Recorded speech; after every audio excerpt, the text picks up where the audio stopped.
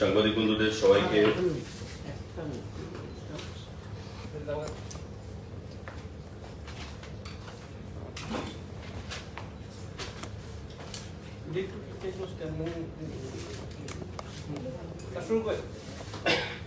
সাংবাদিক বন্ধুদের সবাইকে আমাদের আজকের এই সাংবাদিক বৈঠকে শুভেচ্ছা জানাই, উপস্থিত হওয়ার জন্য ধন্যবাদ জানাই এবং আপনাদের মাধ্যমে রাজ্যের সমস্ত অংশের জনগণকে পবিত্র বুদ্ধ পূর্ণিমা তার অনেক অনেক শুভেচ্ছা জ্ঞাপন করছি। আপনারা জানেন যে আমাদের নতুন মন্ত্রিসভা গঠিত হয়েছে এবং মুখ্যমন্ত্রী শপথ গ্রহণ করেছেন গতকাল এবং আজকে ওনার নেতৃত্বে মন্ত্রী পরিষদের অন্যান্য যারা সদস্যরা রয়েছেন তারা শপথ গ্রহণ করেছেন এবং প্রথা অনুযায়ী শপথ গ্রহণের পর মাননীয় মুখ্যমন্ত্রী একটা সৌজন্যমূলক মিটিং করে থাকেন তার মন্ত্রী পরিষদের সদস্যদেরকে নিয়ে এবং অফিসারদেরকে নিয়ে। তো আজকেও আমাদের মাননীয় মুখ্যমন্ত্রী তার মন্ত্রী পরিষদের সদস্যদেরকে নিয়ে, চিফ সেক্রেটারি, প্রিন্সিপাল সেক্রেটারি তাদেরকে নিয়ে একটা ক্যাবিনেট মিটিং আমরা করি এবং এই মিটিংয়ে আমাদের যিনি বিদায়ী মুখ্যমন্ত্রী, প্রাক্তন মুখ্যমন্ত্রী সম্মানিত বিপ্লব কুমার দেবজির ইচ্ছায় এবং আমাদের বর্তমান মাননীয় মুখ্যমন্ত্রী ডক্টর মানিক শাহর সিদ্ধান্তক্রমে আমাদের এই ক্যাবিনেট মিটিংয়ে কয়েকটা সিদ্ধান্ত আমরা গ্রহণ করেছি, যেটা অন প্রিন্সিপাল সিদ্ধান্ত গৃহীত হয়েছে। পরবর্তী সময় আবার ক্যাবিনেট মিটিংয়ে সিদ্ধান্ত গৃহীত হবে, তখন বিস্তারিত আপনাদেরকে আমরা বলতে পারবো। আজকে শুধু সিদ্ধান্তটা কি হবে সেটা নিয়ে আলোচনা হয়েছে, সেটা গ্রহণ করা হয়েছে। পরবর্তী সময় ক্যাবিনেট মিটিংয়ে আবার যখন সিদ্ধান্ত হবে বিস্তারিতভাবে এই বিস্তারিত বিষয়ের উপর আমরা আলোচনা করতে পারবো।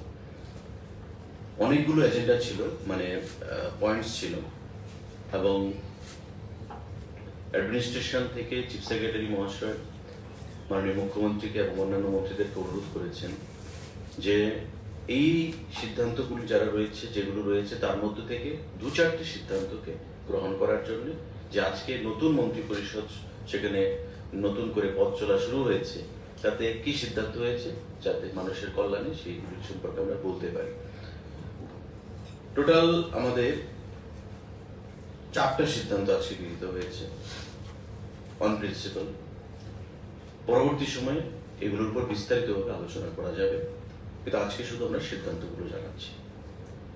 নাম্বার 1 হচ্ছে ওয়েলফেয়ার অফ দিব্যাং পার্সনস উইথ ডিসএবিলিটি, যেগুলো রয়েছেন ফিজিক্যালি চ্যালেঞ্জ যারা পার্সনরা রয়েছেন, তাদের জন্য রাজ্য সরকার ভালো কিছু, বড় কিছু করার চিন্তা ভাবনা করছে। কেন্দ্রীয় সরকার এবং সুপ্রিম কোর্টেরও সেখানে গাইডলাইন রয়েছে, নির্দেশ রয়েছে যে আগামী দিনে আমাদের রাজ্য যারা ফিজিক্যালি চ্যালেঞ্জ পার্সনরা রয়েছে তাদের জন্য চাকরি ক্ষেত্রে রিজার্ভেশন, বিভিন্ন অফিস আদালতগুলোতে তাদের উঠানামা করতে যেন কোনো অসুবিধা না হয় তার জন্য সেই সীমান্ত ব্যবস্থা করে দেওয়া, তাদের জন্য সোশিও ইকোনমিক্যাল যে ডেভেলপমেন্ট, অর্থনৈতিক এবং সামাজিকভাবে সেই বিষয়ের উপর জোর প্রদান করা, যাতে করে একটা সাধারণ জনজীবন, আমরা যেভাবে সাধারণ মানুষ বিভিন্ন সুযোগ সুবিধাগুলো গ্রহণ করে থাকি, ফিজিক্যালি চ্যালেঞ্জ যারা সবসময় অন্যান্যদের থেকে প্রতিযোগিতায় পিছিয়ে থাকে, তারা যেন একটা স্বাভাবিক জীবনযাপন করতে পারে একটা সাধারণ মানুষের মতো বিভিন্ন সুযোগ সুবিধার মাধ্যমে। তো আমরা ওয়েলফেয়ার অফ দি বাং, যারা পার্সনস উইথ ডিসএবিলিটি, তাদের জন্য রাজ্য সরকার সেই স্কিম আগামী কয়েকদিনের মধ্যেই সেটা আমরা ঘোষণা করব এবং এতে করে ত্রিপুরা রাজ্যে প্রতিটা জায়গায়, প্রতিটা জেলায় যে দিব্যাঙ্গরা রয়েছে, ফিজিক্যালি চ্যালেঞ্জ যারা রয়েছে, আমরা যাকে হ্যান্ডিক্রাফট বলি, তাদের জন্য সেখানে অনেকটাই সুবিধা হবে এবং অফিস আদালত, চাকরি ক্ষেত্র, সামাজিক, ইকোনমিক প্রতিটা ক্ষেত্রে তারা যেন সামনের দিকে এগিয়ে যেতে পারে সেই বিষয়ে রাজ্য সরকার সিদ্ধান্ত গ্রহণ করেছে। Welfare of primitive tribal group, যেটাকে আমরা বলি আদিম জাতি উন্নয়ন, একটা দপ্তর রয়েছে ট্রাইবাল ওয়েলফেয়ারের অধীনে, আপনারা নিশ্চয়ই জানেন। পিটিজি, প্রিমিটিভ গ্রুপ, সেই ট্রাইবাল ওয়েলফেয়ারের অধীনে আদিম জাতি উন্নয়ন। আজকে দুটো সিদ্ধান্ত। এক হচ্ছে ত্রিপুরা রাজ্যে আদিম জাতিকে রিয়াং, যারা রিয়াং তারা হচ্ছে প্রিমিটিভ গ্রুপে আসে। রিয়াংদের প্রতিনিধি আমরা মন্ত্রিসভায় সেখানে অন্তর্ভুক্ত করেছি। প্রেম কুমার রিয়াং, কাঞ্চনপুর থেকে যিনি নির্বাচিত বিধায়ক আইপিএফটি দল। প্রেম কুমার রিয়াংকে মন্ত্রিসভায় আমরা অন্তর্ভুক্ত করেছি আজকে রিয়াংদের প্রতিনিধি হিসাবে, আদিম জাতির প্রতিনিধি হিসাবে। তৎসঙ্গে রাজ্য মন্ত্রিসভা আজকে সিদ্ধান্ত গ্রহণ করেছে যে আদিম জাতির ওয়েলফেয়ার উন্নয়নে, ত্রিপুরা রাজ্যে আদিম জাতির জনসংখ্যা কত রিয়াং জনগোষ্ঠীর, সেটা হচ্ছে 1,85,000, 1.85 lakhs হচ্ছে টোটাল জনসংখ্যা ত্রিপুরা রাজ্যে আদিম জাতির। ফ্যামিলি কত রয়েছে? 43,316 ফ্যামিলি রয়েছে। অর্থাৎ আমাদের ফ্যামিলি 43,316 আর জনসংখ্যা হচ্ছে টোটাল 1,85,000। পশ্চিম এবং সিপাহীজলা জেলা, এই দুটো জেলা ছাড়া রাজ্যের প্রত্যেকটি জেলাতে রিয়াংরা বসবাস করে এবং তাদেরকে আদিম জাতি হিসেবে চিহ্নিত করা হয়েছে রিয়াং ত্রিপুরা। তাদের জন্য আমাদের সামাজিক ক্ষেত্রে, অর্থনৈতিক ক্ষেত্রে, আমাদের প্রতিটি ক্ষেত্রে, ব্যবসার দিক থেকে আমাদের রাজ্য সরকার চিন্তা ভাবনা করছে এবং আজকের ক্যাবিনেট মিটিং এ সিদ্ধান্ত গ্রহণ হয়েছে যে welfare of primitive tribal group, অর্থাৎ পিটিজি, যে আদিম জাতি যারা রয়েছে তাদের ওয়েলফেয়ারে আমরা স্কিম নিয়ে আসবো। বিভিন্ন ধরনের স্কিম আমরা বিগত দিনে গ্রহণ করেছি, আপনারা জানেন। চা শ্রমিকদের জন্য স্কিম এসছে, বিভিন্ন শ্রেণীর মানুষের জন্য স্কিম এসছে, মহিলাদের জন্য 33% রিজার্ভেশন এসছে। ঠিক তেমনি আদিম জাতিদের জন্য উন্নয়নের জন্য, যাদের ফ্যামিলি সংখ্যা 43,316 এবং 1,85,000 হচ্ছে জনসংখ্যা, পশ্চিম জেলা এবং সিপাহীজলা জেলা ছাড়া বাকি প্রতিটা জেলায় আদিম জাতিরা বসবাস করছে, তাদের অর্থনৈতিক, সামাজিক এবং অগ্রগতির ক্ষেত্রে রাজ্য সরকার আন্তরিক এবং তার জন্য আমরা এই সিদ্ধান্ত আজকে গ্রহণ করেছি। আমি আবারও বলছি, যারা সাংবাদিক বন্ধুরা এখানে আছেন, বিস্তারিত আজকে তথ্য দেওয়া যাবে না, কারণ আজকে অন প্রিন্সিপাল আমরা সিদ্ধান্ত নিয়েছি।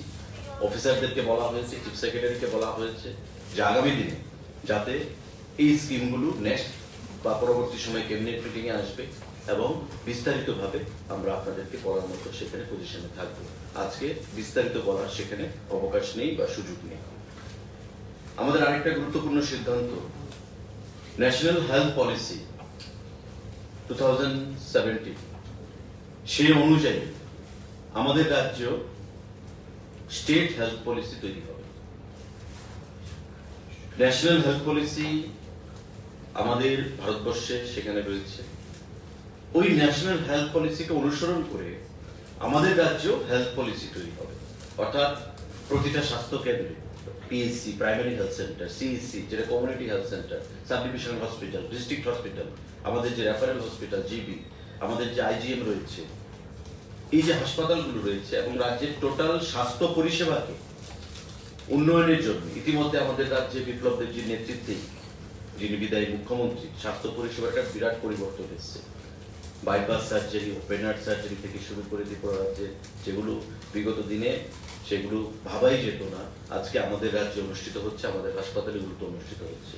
তাই আগামী দিনে এই স্বাস্থ্য ব্যবস্থাকে আরো ঢেলে সাজিয়ে একটা শিখরে নিয়ে যেতে, উচ্চতায় নিয়ে যেতে আমাদের হেলথ পলিসি আমরা গ্রহণ করব এবং আগামী মাস 2-3 মধ্যে সেই হেলথ পলিসি তার যাত্রা শুরু করবে। কিন্তু আজকে প্রাথমিকভাবে আজকের মিটিং এ এই হেলথ পলিসি নিয়ে বিস্তারিত আলোচনা করার কোনো সুযোগ ছিল না, কারণ ডেটা বা আমাদের পলিসি সম্পর্কিত ব্যবস্থাপনা সেখানে আমরা আলোচনা করতে পারিনি। আমাদের হেলথ পলিসি হবে আগামী 2 মাসের মধ্যে, সে বিষয় নিয়ে আজকে সিদ্ধান্ত গ্রহণ হয়েছে। 4টা সিদ্ধান্ত গ্রহণ হয়েছে, 3টা আলোচনা আমরা করেছি। আরেকটা যে সর্বশেষ সিদ্ধান্ত সেটা নিয়েছে যে ত্রিপুরার আইটি পলিসি, আইটি সেক্টরে আমাদের 2017 সালে একটা পলিসি তৈরি হয়েছিল, সেটা 2022 সালে ল্যাপস হয়ে গেছে, তার সময়সীমা পেরিয়ে গেছে। তো ওই যে আইটি পলিসিটা আমাদের নতুন করে আমরা রিভ্যাম্প করব, যাতে করে বাইরের যে কোম্পানিগুলো রয়েছে, উইপ্রো, ইনফোসিস, অ্যাক্সেঞ্চার, টিসিআই, এই যে কোম্পানিগুলো, তারা যেন ত্রিপুরা রাজ্যের লোক নিয়ে করতে তারা ইন্টারেস্ট সেখানে দেখায়, এবং রাজ্যের লাইভলিহুডের কথা চিন্তা করে, রাজ্যের বেকারদের কর্মসংস্থানের কথা চিন্তা করে, রাজ্যের ইন্ডাস্ট্রিয়াল যে পলিসি রয়েছে তার সঙ্গে সামঞ্জস্যতা রেখে আমাদের আগামী দিনে আইটি পলিসি তৈরি হবে। এতে করে আমরা বিশ্বাস করি রাজ্যে কর্মসংস্থানের সুযোগ বাড়বে এবং রাজ্যের যুবক যুবতীরা অর্থনৈতিকভাবে স্বাবলম্বী হতে পারবে এবং আমাদের রাজ্য অগ্রগতির পথে এগিয়ে যাবে। তো আইটি পলিসি আমাদের তৈরি হবে, বিস্তারিত আলোচনার সুযোগ নেই, কারণ এই পলিসিতে অনেক ড্রাফটিং চলছে, জাস্ট সিদ্ধান্ত গৃহীত হয়েছে, খুব শীঘ্রই আমাদের আইটি পলিসি তার যাত্রা শুরু করবে। এই 4টে পলিসি দিব্যাঙ্গদের জন্য সিদ্ধান্ত, দিব্যাঙ্গদের জন্য ফ্যাসিলিটিস বা স্কিম আসবে, আমাদের প্রিমিটিভ গ্রুপ ট্রাইবাল ওয়েলফেয়ারের অধীন যে প্রিমিটিভ আদিম জাতি উন্নয়ন, তাদের অগ্রগতির ক্ষেত্রে রাজ্য সরকার ঘোষণার সিদ্ধান্ত নেবে, আমাদের আইটি পলিসি এবং স্টেট হেলথ পলিসি, এই 4টে সিদ্ধান্তের উপর আমাদের আজকে আলোচনা হয়েছে এবং ক্যাবিনেট মিটিং এ সিদ্ধান্ত গ্রহণ হয়েছে বিদায়ী মুখ্যমন্ত্রীর ইচ্ছা এবং বর্তমান মুখ্যমন্ত্রীর সিদ্ধান্ত ক্রমে। Thank you. আইটি পলিসিটা কবে? IT policy it is draft চলছে। না 17 এর ফর্মেটে কবে? ও, সেটা 2017 সালে তৈরি হয়েছিল, 2022 সালে এটা ল্যাপস হয়ে গেছে, খুব শীঘ্রই ল্যাপস হয়ে গেছে। তো তার জন্য new policy will come up, এবং এর ক্ষেত্রে যাতে করে ত্রিপুরা রাজ্যের যারা এন্টারপ্রেনিয়ার বা ত্রিপুরা রাজ্যের যুবক যুবতী যারা আইটি সেক্টরে প্রফেশনালসরা রয়েছেন তাদের ক্ষেত্রে অনেকটাই সুবিধা হবে। এবং আমাদের আলোচনা হচ্ছে যে কি করে বাইরের যে কোম্পানিগুলো এমএনসি তাদেরকে কি করে এখানে ইনভাইট করা যায় যাতে করে ত্রিপুরাতে তারা ইনভেস্ট করে।